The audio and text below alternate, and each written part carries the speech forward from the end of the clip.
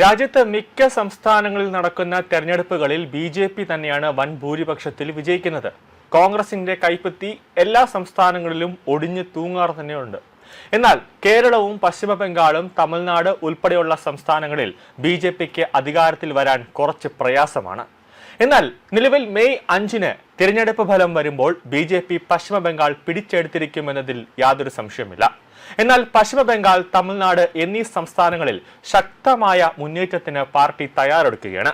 ബി.ജെ.പിയുടെ രാഷ്ട്രീയ വളർച്ചയുടെ അവസാന അതിർത്തി എന്നാണ് ഈ പോരാട്ടത്തെ പാർട്ടി വിശേഷിപ്പിക്കുന്നത്. ഇന്ത്യയുടെ കിഴക്കൻ, ദക്ഷിണേന്ത്യൻ തീരദേശ സംസ്ഥാനങ്ങളിൽ സ്വാധീനം ഉറപ്പിക്കുന്നതിനായി തയ്യാറാക്കിയ കൊറോമണ്ഡൽ ബ്ലൂ പ്രിന്റ് എന്ന പദ്ധതിയുടെ ഭാഗമായാണ് ഈ നീക്കങ്ങളെന്നാണ് ദേശീയ മാധ്യമമായ ഇന്ത്യൻ എക്സ്പ്രസ് റിപ്പോർട്ട് ചെയ്യുന്നത്. പശ്ചിമ ബംഗാൾ, ഒഡീസ, തെലങ്കാന, ആന്ധ്രാപ്രദേശ്, തമിഴ്നാട്, കേരളം എന്നീ സംസ്ഥാനങ്ങളിൽ കൂടുതൽ സീറ്റുകൾ നേടി സ്വാധീനം വ്യാപിപ്പിക്കാനാണ് ഈ മാസ്റ്റർ പ്ലാൻ ലക്ഷ്യമിടുന്നത്. പശ്ചിമ ബംഗാളിൽ മമതാ ബാനർജിയുടെ തൃണമൂൽ കോൺഗ്രസിനെ അധികാരത്തിൽ നിന്ന് പുറത്താക്കാൻ ബി.ജെ.പി. അതിശക്തമായ പ്രചാരണമാണ് നടത്തുന്നത്. കേന്ദ്രമന്ത്രി അമിത്ഷാ കഴിഞ്ഞ 2 ആഴ്ചയായി ബംഗാളിൽ ക്യാമ്പ് ചെയ്ത് പ്രവർത്തനങ്ങൾ ഏകോപിപ്പിക്കുകയാണ്. ഭൂപേന്ദ്ര യാദവ്, സുനിൽ ബൻസാൽ തുടങ്ങിയ മുതിർന്ന നേതാക്കളും അദ്ദേഹത്തോടൊപ്പമുണ്ട്. ബംഗാൾ തെരഞ്ഞെടുപ്പിലാണ് പാർട്ടിക്ക് പ്രതീക്ഷ ഏറെ ഉള്ളതെങ്കിലും തമിഴ്നാടിനെ ബി.ജെ.പിയുടെ മുൻഗണനാ പട്ടികയിൽ ഏറ്റവും മുകളിലാണ് പ്രധാനമന്ത്രി നരേന്ദ്രമോദി കാണുന്നത്. സംസ്ഥാനത്ത് ബി.ജെ.പി. നിലവിൽ ഒരു ജൂനിയർ സഖ്യകക്ഷിയാണെങ്കിലും വരാനിരിക്കുന്ന തെരഞ്ഞെടുപ്പിൽ വലിയ മുന്നേറ്റമുണ്ടാകുമെന്നാണ് പാർട്ടി കണക്കാക്കുന്നത്. ബി.ജെ.പിയെ സംബന്ധിച്ചിടത്തോളം ഈ 2 സംസ്ഥാനങ്ങളിലെ വിജയം കേവലം ഒരു തിരഞ്ഞെടുപ്പ് ജയത്തിനപ്പുറം തങ്ങളുടെ രാഷ്ട്രീയ യാത്രയിലെ ഏറ്റവും വലിയ നാഴികക്കല്ലായിരിക്കും. ബംഗാളും തമിഴ്നാടും ബി.ജെ.പിക്ക് ഏറെ കാലമായി വെല്ലുവിളിയായ ഒരു സംസ്ഥാനമാണ്.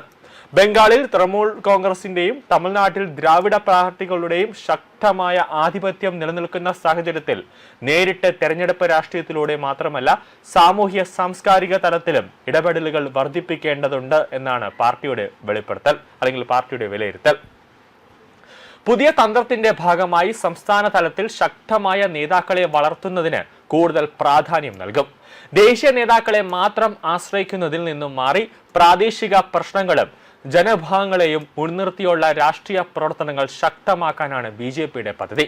സംസ്ഥാനങ്ങളിലെ പ്രത്യേകമായ സാമൂഹ്യ ഘടനയും രാഷ്ട്രീയ പശ്ചാത്തലവും കണക്കിലെടുത്ത് വ്യത്യസ്ത പ്രചാരണ തന്ത്രങ്ങൾ രൂപപ്പെടുത്തുമെന്നും റിപ്പോർട്ടിൽ സൂചിപ്പിക്കുന്നുണ്ട്. നിലവിൽ ബംഗാളിൽ ഈ തന്ത്രം ബി.ജെ.പി. പുറത്തെടുത്തിട്ടുണ്ട്. ബംഗാളിൽ മത സാമൂഹ്യ ഘടകങ്ങൾ കൂടുതൽ മുൻനിർത്തിയുള്ള രാഷ്ട്രീയമാണ് ബി.ജെ.പി. ലക്ഷ്യമിടുന്നത്. കൂടാതെ കേന്ദ്ര സർക്കാരിന്റെ ക്ഷേമ പദ്ധതികളുടെ പ്രചാരണത്തിലൂടെയും ഗ്രാമീണ മേഖലകളിൽ സ്വാധീനം വർദ്ധിപ്പിക്കാനാണ് ശ്രമം.